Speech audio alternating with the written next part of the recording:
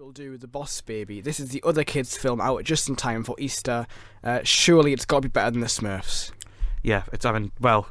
But you didn't see The Smurfs, so you were spared that trauma. Yeah, thankfully. By the sound of it, I made a good decision. You did. Yeah. So there's a 7-year-old boy called Tim, and he gets all the love in his family until a baby turns up in a suit and with a briefcase, and he's voiced by Alec Baldwin. Oh, great. So, yeah, you can tell how that's going to go. Is this like Kevin Spacey 9 Lives levels of... Why? Yeah, oh, great. To be honest. But I mean, no, it's not that bad, but we'll get to that. So in this film, he is on this boss baby. He is on this mission to basically find out why all of the love is not coming to her babies anymore, because it's all going to puppies instead, because there's a bad man called Francis who's voiced by Steve Buscemi. Oh, great. And he is trying to destroy all of the love that is going towards babies and send it all to puppies instead, because spoilers. But this sounds like Storks. Yeah, this sounds like high concept nonsense that kids will just is a not care very about. very weird film.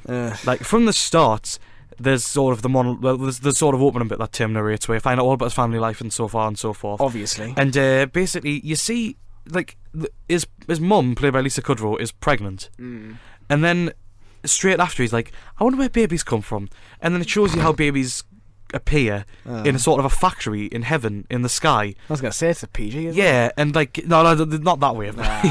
So like, they've literally just shown she was pregnant. Where?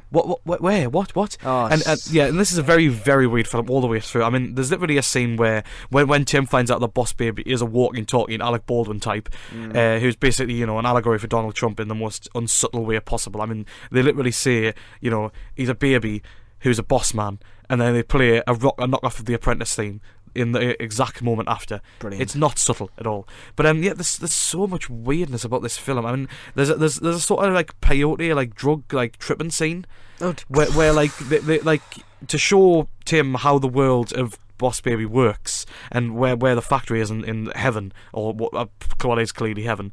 He gives him one of his sort of, I've totally forgotten what they're called. What babies suck on.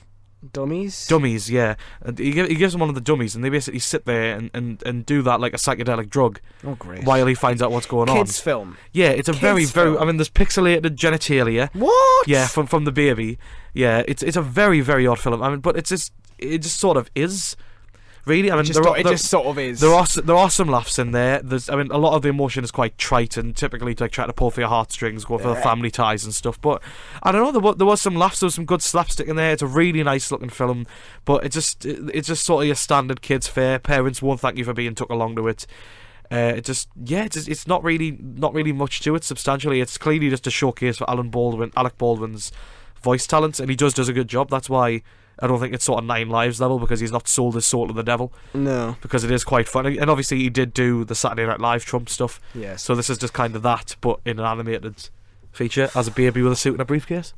Are we at that point when people who make kids films have run out of ideas? It's just a case of like, well, I think so. all the small concept stuff is gone. We can't do Snow White again. Yeah. Let's just do this thing with babies and little babies talk and just stop it. This film sounds like it was the first idea that was hit by a dart on a dartboard of ideas. Absolutely. Yes. This was spin the wheel type stuff. I don't understand. Like it wasn't bad. Don't get me wrong. Like it's fine. It's just it's such a you can tell the writers and the animators were desperate to get as many edgy jokes in there as they could. With like they were clearly wanting to try and work on something different. But like I don't know, it's a very, very odd film. Like the peyote scene is especially weird. Like the father walks in on them doing it. I don't get that. Like doing the dummy sucking, and it's very it's weird. It's weird. All right. But again, you know, it's inoffensive on the whole, and it's, you know, kind of funny as a Trump allegory, and there's good slapstick. So if you get dragged along to it, there's worse things you could be dragged along to. Okay, I'm sure there is. Is Easter's on the way? Should parents take their children? Should children nag their parents to go and see The Boss Baby? I mean, I don't think there's any other better kids films out right now, is there really? No, there is not. So yeah, I think it's pretty much your only choice if you go. I mean, Beauty and the Beast, you know, go for the family, go for the family. Or sneak them in to see Free Fire. Oh yeah, screw it, might as well. And Ghost in the Shell for 12A. Yeah, that's true. If your kids are kind of more mature, or Smurfs, don't go see Smurfs. Don't go see Smurfs. Choices. And from what you've just described, I think I would probably hate The Boss Baby. Yeah, that's just me.